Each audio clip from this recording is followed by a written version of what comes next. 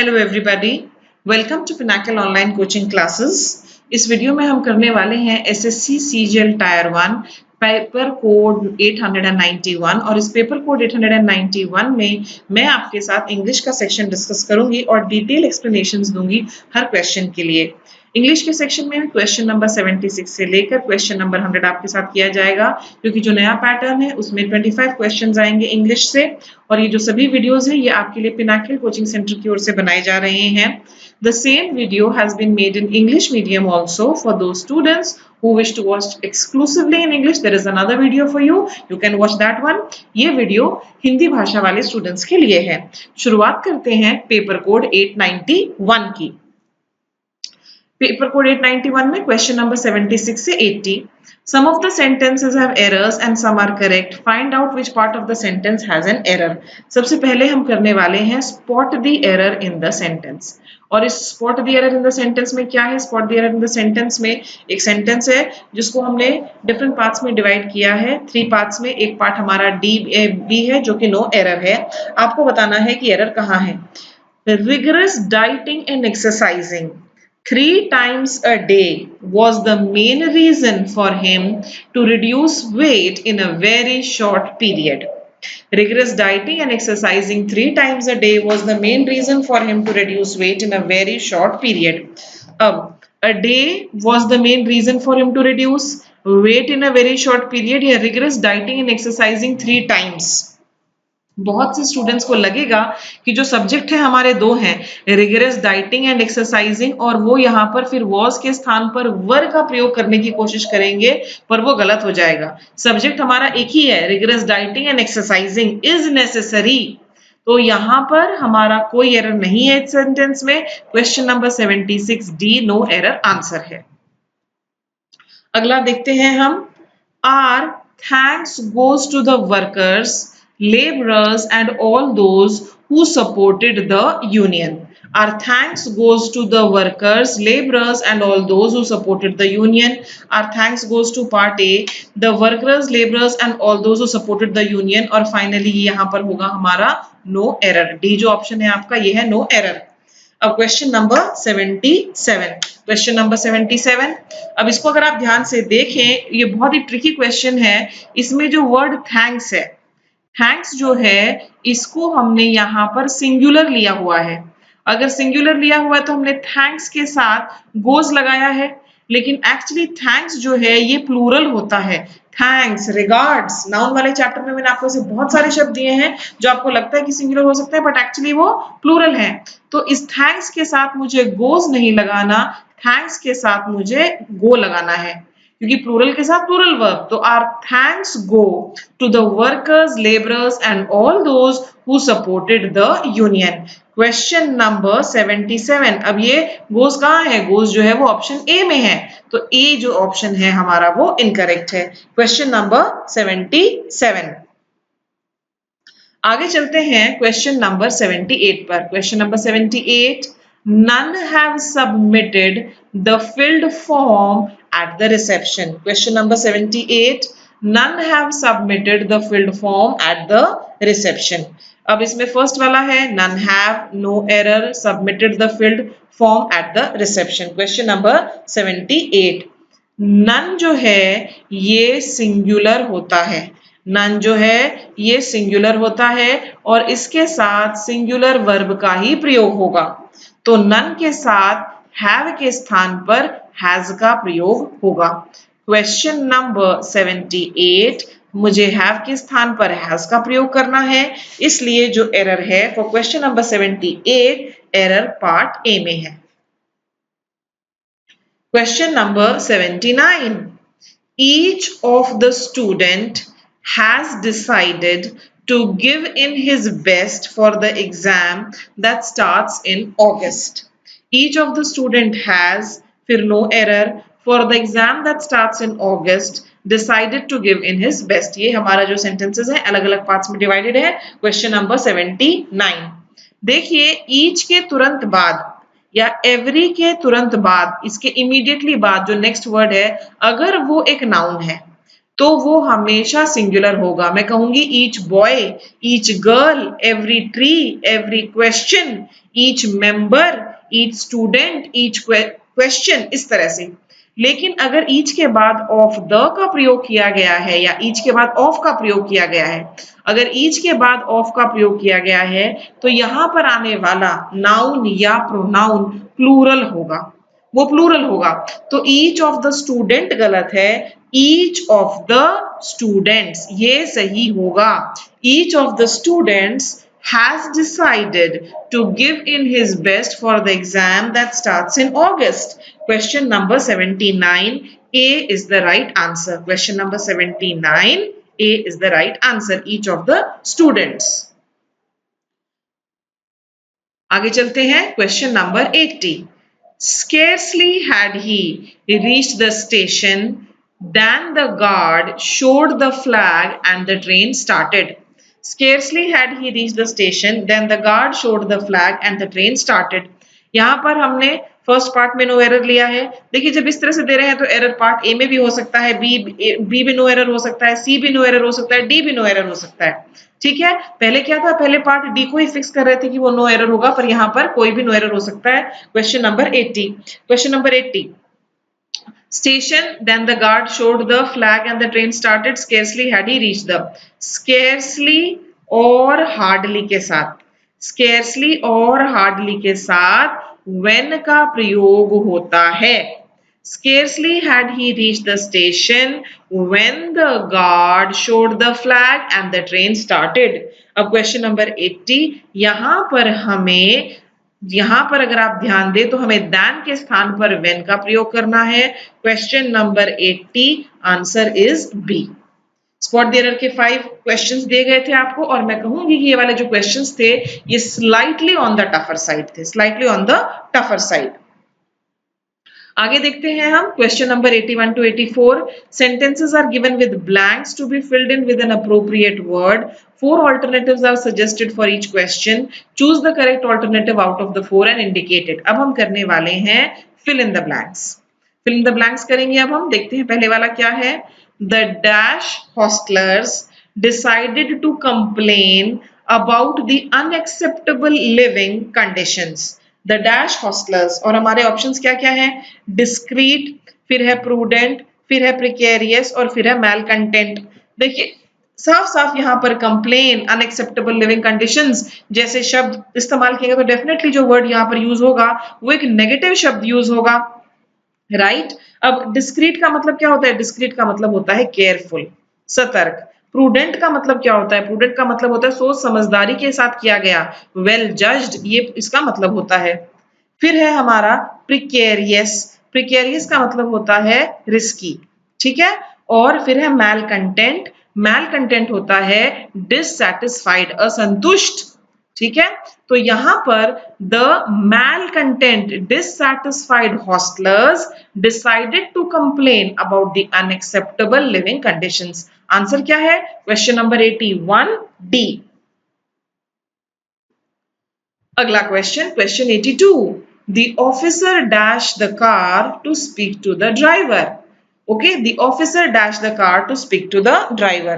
Question number 82, the officer stops the car, the officer has stopped the car, the officer stopped the car, the officer have stopped the car.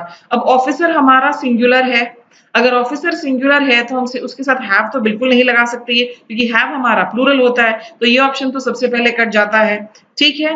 अब ये habitual action भी नहीं है तो ये भी cut जाएगा। अब क्या बचा, और क्लियरली ये इंडिकेट कर रहा है कि पास्ट में ऐसा कुछ हुआ होगा, तो यहाँ पर सी हमारा करेक्ट आंसर है। Question number 82 C, the officer stopped the car to speak to the driver. Yesterday she dashed a surprise on us. Question number 83. Yesterday she dashed a surprise on us. Sentence में clearly ये शब्द yesterday indicate किया गया है। Clearly yesterday, yesterday means referring to the past. अगर yesterday का प्रयोग हो रहा है तो हमें सिंपल पास्ट या पास्ट इंडेफिनिट का प्रयोग करना होगा। अब पास्ट इंडेफिनिट में विल स्प्रिंग तो पास्ट इंडेफिनिट में नहीं हो सकता, इट्स इनकरेक्ट। स्प्रिंग ये प्रेजेंट का है, पास्ट में क्या होता है? स्प्रैंग। क्वेश्चन नंबर 83 आंसर होगा sprang. Yesterday she sprang a surprise on us. Question number 83 C. Next question number 84, the receptionist asked me, why are you angry? Why I am angry? Why I was angry?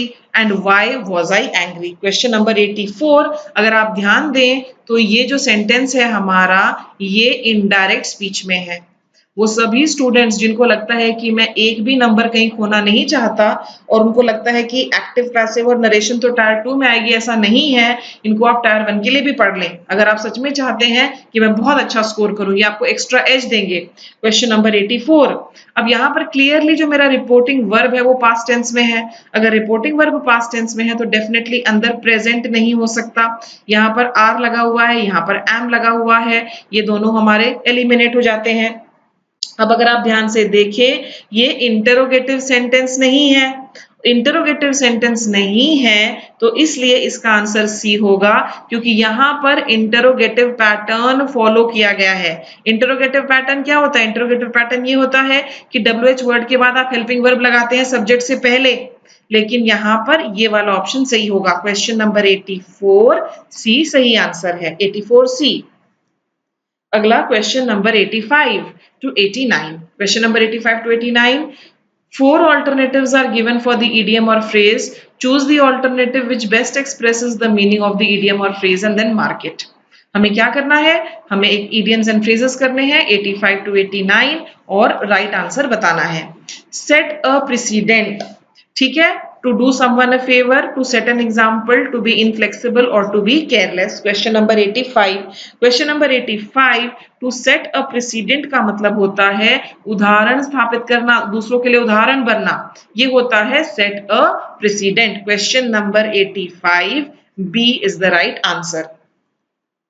86 seek solace. Question number 86 seek solace, समाधान ढूंढना, find a solution, find relief राहत महसूस करना, find peace शांति या find errors. Seek solace का अर्थ होता है to find peace Shanti.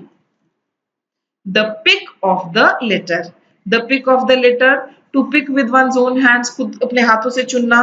To be in a financially sound position to buy the best, to choose the best या फिर none. Question number 87 the pick of the letter. देखिए letter क्या होता है? लेटर होते हैं, लेटर वहां पर इस्तेमाल किया जाता है ऐसे जानवरों के लिए जो एक साथ 7-8 बच्चों को जन्म देते हैं। जैसे फॉर एग्जांपल डॉग्स के केसेस में ऐसा होता है, कैट्स के केसेस में ऐसा होता है, और जो उनका प्रोफेशनल बिजनेस करते हैं, उनको बेचते हैं उन पप्स को, वहां पर क्या होता है कि जैसे ही 7-8 बच्चे पैदा होंगे, कोई आएगा और उनमें से जो बेस्ट होगा उसको चुन कर ले जाएगा। तो the pick of the litter क्या हुआ? पिक ऑफ द लिटर हुआ सबसे बढ़िया चुन लेना, to choose the best. Question number 87 answer है C. Question number 88 to pin prick, ठीक है, पिन क्या होती है? सुई, ठीक है, और सुई की तरह चुभना, प्रिक मतलब चुभना, to pin prick. Question number 88 pin prick का मतलब क्या होता है? सुई कैसे चुभती है? बहुत थोड़े समय के लिए, बहुत ही थोड़े समय के लिए। तो क्वेश्चन नंबर 88 का आंसर है वो troubles that are for a very short time, वो सभी मुसीबतें जो बहुत थोड़े समय के लिए हैं। Question number 88 C. 89 question number 89 to give currency to, to give currency to give someone, to pay attention, to carry heavy load or to offer bribe। Question number 89 का आंसर है to pay much attention, ध्यान देना। to give currency to का मतलब होता है ध्यान देना। 89। अब हम आगे चलते हैं question number 90 to 93। A part of the sentence is underlined. Below are given alternatives of the underlined part A, B and C which may improve the sentence. Choose the correct alternatives in case no improvement is needed. Your answer is D। अब हम करने वाले हैं sentence improvement। हम करेंगे sentence improvement और देखते हैं इनमें क्या है। Question number 90। The winter was such severe that even water in the taps was frozen। The winter was such severe, severe such, so severe, severe so much या no improvement। अगर आप इसको ध्यान से देखें सेंटेंस में हमने that का प्रयोग किया है और that का प्रयोग so के साथ होता है। He was so tall that he could touch the ceiling. It was so cold that 4 layers of clothing were needed. ठीक है, अब यहाँ पर the winter was such severe दिया हुआ है जो इनकरेक्ट है, और सो सिवियर यहाँ है। The winter was so severe, so के बाद हमें वो चीज भरनी है, जनरली जो एडजेक्टिव होगी, it was the paper was so tough that I could not clear it, यहाँ पर भी सो है, लेकिन जो सिवियर एडजेक्टिव है वो नहीं दिया हुआ।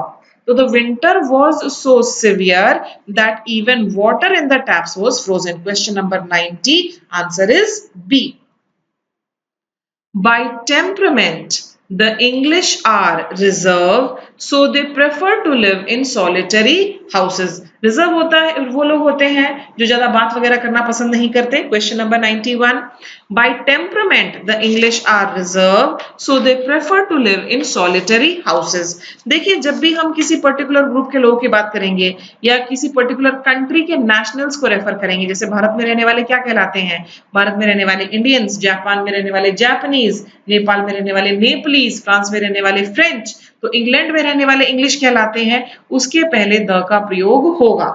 ठीक है, by temperament the English are reserved, so they prefer to live in solitary houses.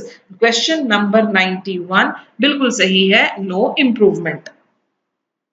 आगे चलते हैं। My mother is one of the few people to whom I look up to। Question number 92, My mother is one of the few people to whom I look up to। Question number 92 ये भी बिल्कुल सही है, no improvement।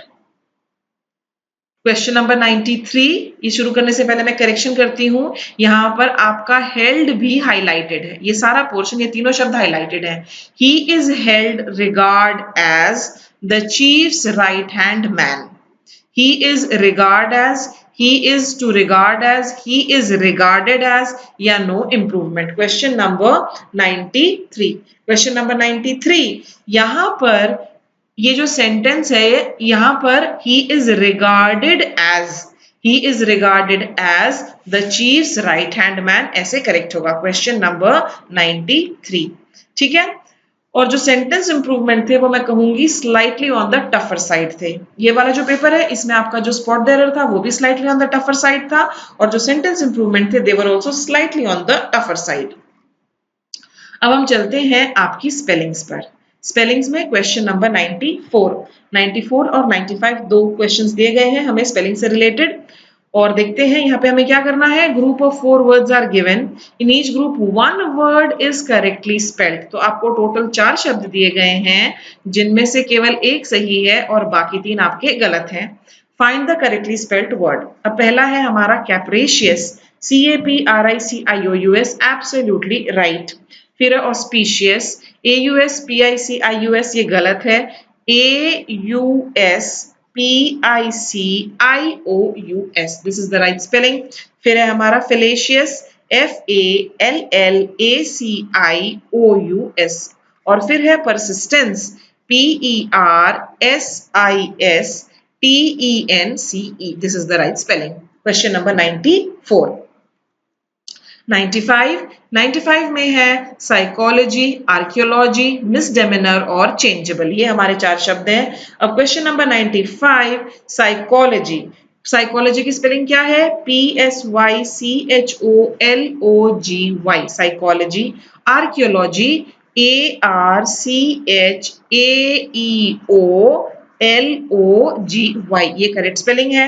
फिर है हमारा मिसडेमिनर, MISDEMEANOR,